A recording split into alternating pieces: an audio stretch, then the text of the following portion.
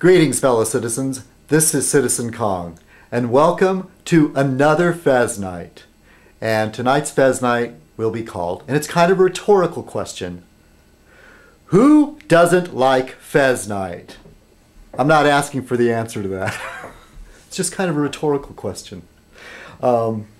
Frankly, some nights, and a lot lately, I'm not really in the mood to do Fez Night. But somehow, when I don the Fez, it's kind of like, Batman putting on his cape.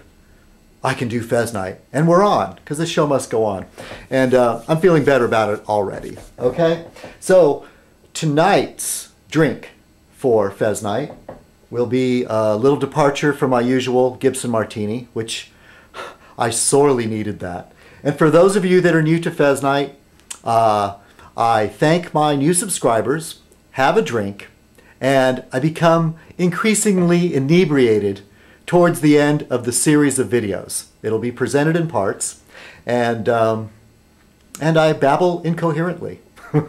So, and mainly it all started with me thinking of a way to thank my new subscribers, and I almost always get a couple subscribers each week.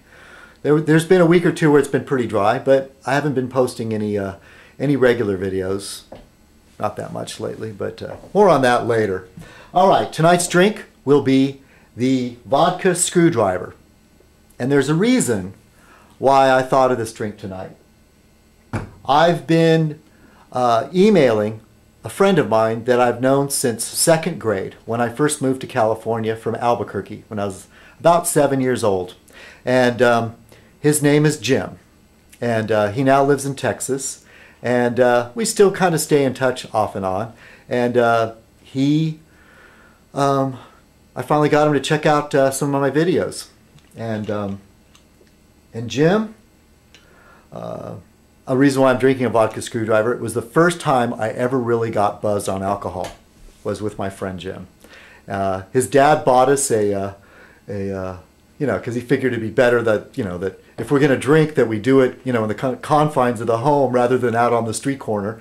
So he bought us a big bottle of Winter's Cup vodka with a little horse on it, one of those like brands that you find at the drugstore. And we mixed it with orange juice and got buzz. And Jim is also the first guy that I ever got stoned with. And he's been clean and sober now, as far as I understand, for years. And I think he even quit smoking cigarettes last I remember. So, Jim, I hope you're watching, because this is for you. The vodka and orange juice, otherwise known as a screwdriver. Very simple drink. We pour vodka. I'm in the mood for a stiff one. Oh, the week I've been having. Once again, I'm complaining about my real life and my YouTube life.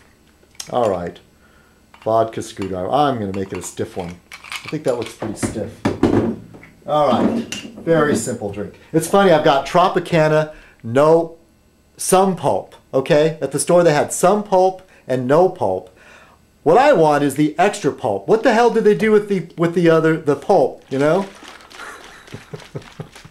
Are they throwing it away? Putting it in baby formula? I don't know. I have no idea.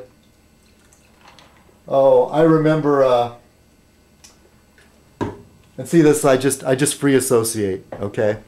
I was just now thinking of a story I read about Swift Foods when they first started out around the turn of the century. And so they had these big, plants where they would, render the pigs and the cows and, make Swift sausages and canned meats, etc. with them.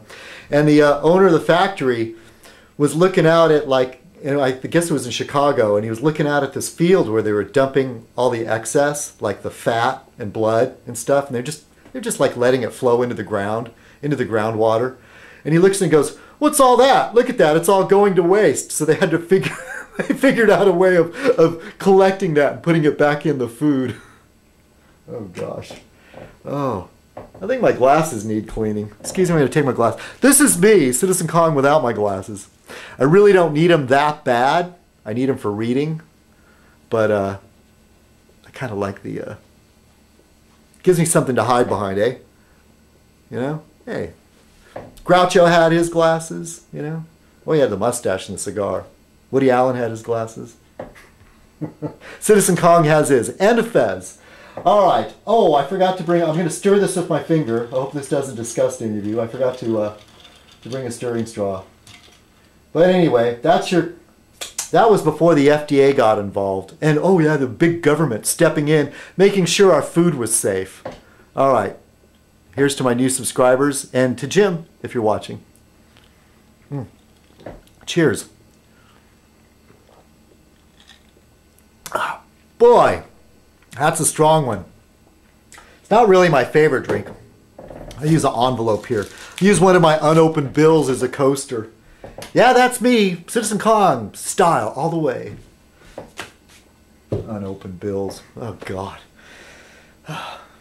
You know, I was reading a story in the business section of the LA Times today, and there's some people that seriously think we might be headed for some type of depression. I mean, a depression, you know, like what my dad knew.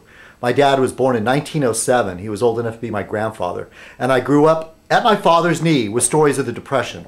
So that might let some of you know why I'm a liberal. Believing in a social net, okay? Because my father benefited from some of those programs where they put you to work for food. You know, he worked in a logging camp for food and board, no money, okay? But he didn't starve. Yeah, that's it for social programs. You know, yeah, why not have something like that? Instead of like just writing people welfare checks, I'd be okay with that. Work camps? I don't know. Let's think that through a little bit.